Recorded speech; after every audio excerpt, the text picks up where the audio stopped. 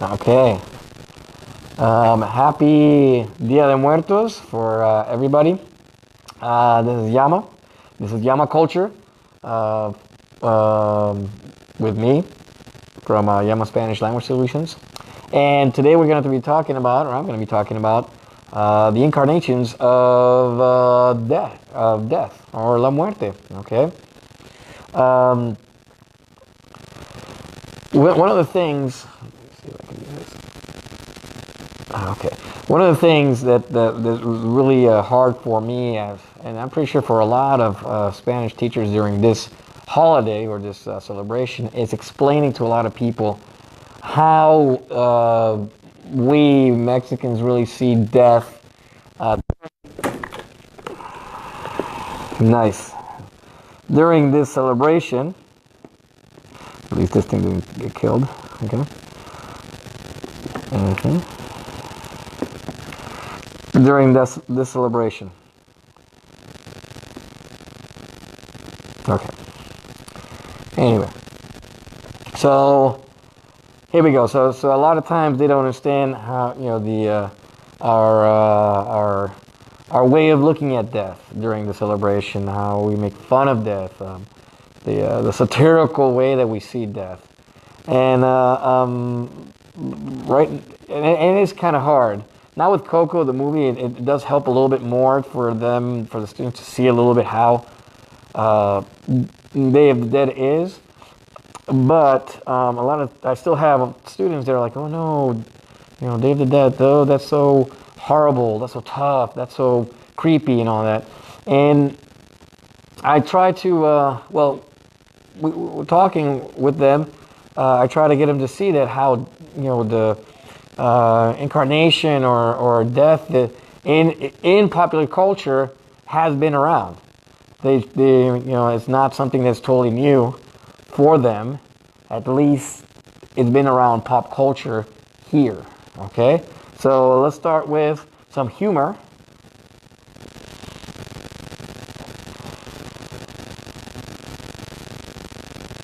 I mean, this type of humor is what we're talking about. We're talking about Day of the Dead. Is the La Parca. Well, actually, I was going to say La Parca. We have in Mexico, at least, we have a couple of names for death with La Flaca, La Calaca, La Dientona, La Catrina, La Huesuda, La Parca. And in this case, we got the Grim Reaper, or Death, just kind of chilling and waiting for this lady. I mean, that's pretty funny. Let's go to the... So, here we have Homer Simpson. What better example of death being satirized than the Simpsons themselves? And here we have Homer dressed up as Death. I'm pretty sure it was, in the little treehouse of horrors, having something extremely, really, really funny happening. And just so they see so the students can see the incarnation or death being personified by Homer Simpson in a pretty funny episode. And then a lot of times they're like, I don't get it. I still don't get it. No, okay, well, let's go to the next example. And here we have, Family Guy, and when the Grim Reaper or Death comes and visits it. So with the students, I tell them, hey, when I'm trying to get them to understand how calaveras or literary calaveras should be written. I'm like, okay, let's show hands if you have seen Family Guy. And they're like, show hands if you have seen the episode when Death comes in. It's like, oh yeah, I've seen it. Okay, well, and they start laughing. And I was like, right there, that humor. That's where you guys should have that point of view of how death should be treated during this holiday. And they're like, oh, okay. Some do get it, and some still need more explanation or more examples. And this is another example that for the students, and a lot of them, they're like, oh, that's Graham from Andy and Mandy, or The Adventures of Andy and Mandy. I really don't know the name of the episode of the show, but they definitely know who Grimm is. And you tell me, how death is personified there. It's basically telling children, hey, this is death, and in a cute way. Look at that. But in pop culture, still in pop culture, you do have more personifications of death. Like, look at this guy. We all remember who this guy is. Well, this is the new version, but that's Skeletor. But if you look at it, it's basically death, just a little bit more pumped. A little bit more muscle on it. And for all us 80 kids, there you go, that's Skeletor. But again, if you look at the face, that's death. That's the Grim Reaper. And when you're playing with them, what you're basically saying, right? You're playing literally with death. Death is a toy here. Also, another example of pop culture and death is Sons of Anarchy. Their patch right there is the Grim Reaper, La Muerte. And it became, and this is such a popular show that does this that symbol becoming pretty popular. And again, it's just a reminder of, again, death being used as popular culture. Now, going back to Mexico in popular culture, we have La Catrina from Guadalupe Posada. And that's the most famous representation of death in Mexico and probably all over the world. Now, you guys have probably saw her in Coco looking like this. Again, this is a softened, a softer version of her, but now it's global, it's international. This image of La Catrina is not the same as the one we saw, but it's now seen by everybody in the world that's seen this movie. And if you saw the Book of Life, you saw here death in another personification in pop culture. And here, right, this is La Catrina in the mural by Diego Rivera called El sueño de un paseo dominical por la Alameda Central. And as you can tell, she is the main focus of this. In fact, he's the one that gave La Catrina the name La Catrina. Okay, because he liked it so much. That's how he called it. And again, in pop culture, you have different versions of still death, but now different variations of what death looks like. Whoa. Yeah, let's go back. Boom, here we go. If you're if you're into rock, you probably know who these guys are, the Misfits, punk rock. Well, their logo is the Grim Reaper. Okay, again, it's popular culture. You see a lot of people wearing those shirts now. And again, that's just again showing how death is just the symbol of death is just used nonchalantly, just like in Day of the Dead. Explaining to the kids, it's like, hey, look at that. That's death. That's the same thing that we're talking about a little bit in the image. And again, we have a lot of shirts that do have this, the image of skulls, again representing death. In Monster High, I was really surprised to see that there's this character called Skeletor Calaveras. I was really excited to see that Monster High, such a popular brand of toys, had one character that was really from our culture, or better yet, from Day of the Dead. So that's one of the examples of it being also popular and in pop culture, and probably a lot of girls have played with it. And again, it's another shirt that has also death. If you guys have seen this, that's well, it's in Spanish it's La Santa Muerte. Some people call it Saint Death. I call it Holy Death just because there's a little translation. there. But if you've seen it, that's again death itself, held as a saint or someone you can pray to. Now, the people that have these or pray to La Santa Muerte usually are people that have dangerous jobs. It could be cops, it could be drug traffickers, drug dealers, people that drive long truck drivers. You know, it's they have that in their cars, or they tattoo it on themselves. So if something happens, if there's an accident or whatever, hopefully death would be very swift and it won't hurt that much. In the comics, hopefully you guys know who this is. If you don't, that's the Punisher. Okay, and look at him. His symbol is death. Okay, it's a skull symbolizing death. This is one of the most famous covers, but again, it's just showing again how popular this comic with his symbol being in pop culture is. Ghost Rider.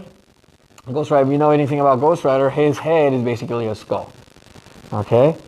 And his comic is totally different, but it's mainly just the fact that there's a comic where the guy itself is a skull. Okay? This movie right here, Meet Joe Black with Brad Pitt.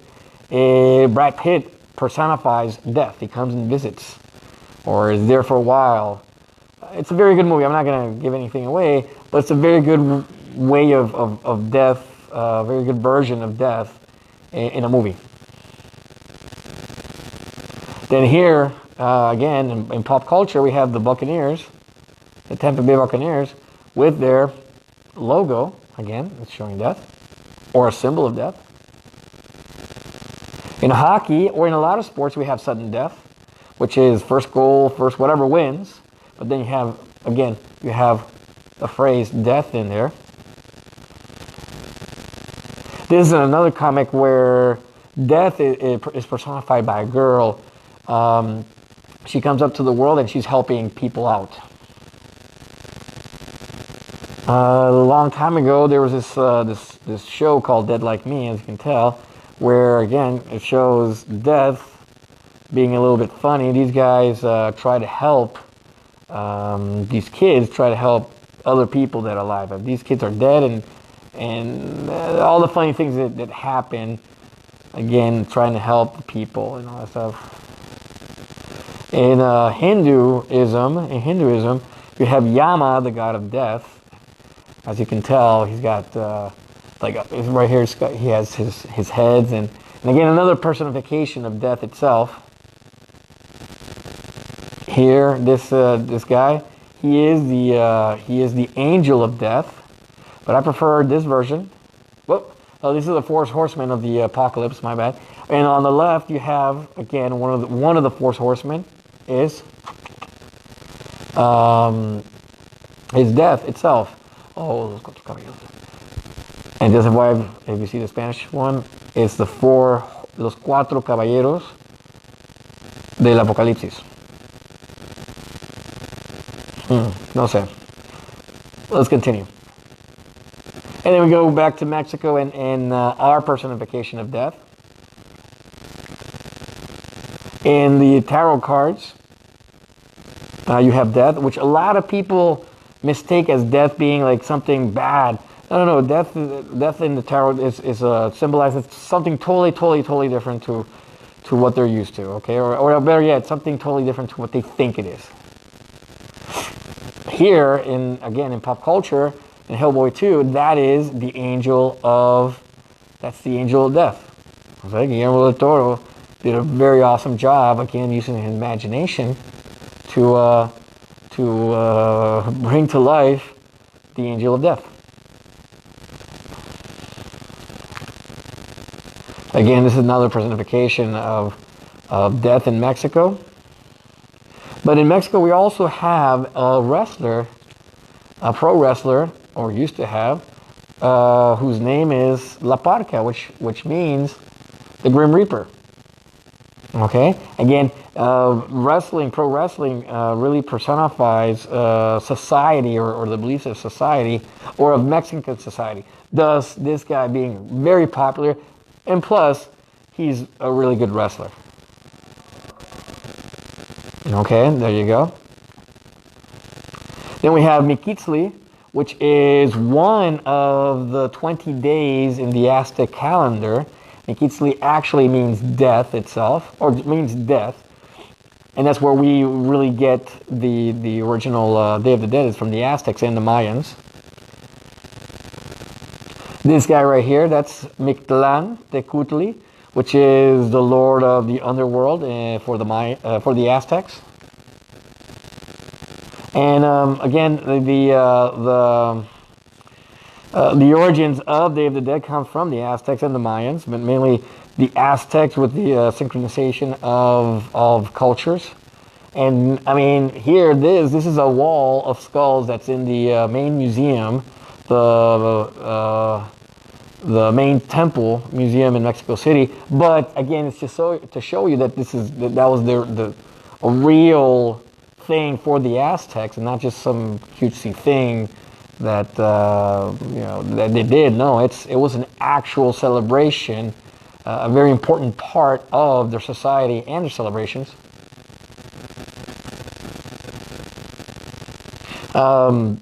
If you want to see right here, Hasta los Huesos, a very, very, very good short film that has to do with Day of the Dead, and I use it to explain as much as possible, well, before Coco, because Coco really helps out. The philosophy, the theory of Day of the Dead, and it really shows. You have to see it, but it has a lot of things that it can really help to teach what Day of the Dead is for the students. Anyway, that was Death, the Personification of Death with me, Yama from Yama Spanish Solutions. And before I go, let me get some shout outs. Okay, well, let me give some shout outs to all the Spanish teachers that have to really struggle to explain Death and Day of the Dead and how it's seen by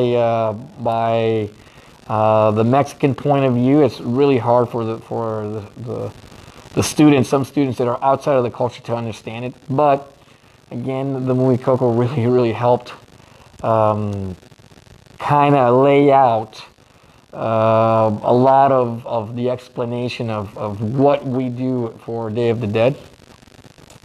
If you have any comments, please comment below. Anything helps. Questions, if you have questions, put the questions there, and I'll answer them, or I might just do a video of them. Suggestions, hey, any suggestion is excellent for me. I mean, whatever you think you have a suggestion of, I'll read it and see what I can do better at. Share if you like this video, please share it. Subscribe if you haven't, because you'll be able to get notifications about more videos that I make. If you like it, just click like. I mean, it won't kill you. Go to my YouTube channel, which is YAMA COOL-TURE.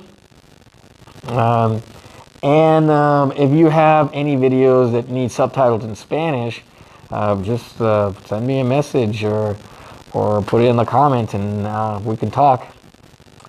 And again, this is Yama from YAMA COOL-TURE, from YAMA Spanish Solutions, and I'll see you when I see you. Ciao.